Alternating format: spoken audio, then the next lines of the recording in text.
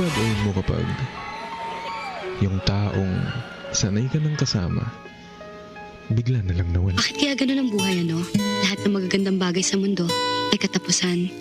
Kaya nga, di ba, we have to make the most out of life? Dahil nga lahat ng ito, hiram lang. Ikaw at ako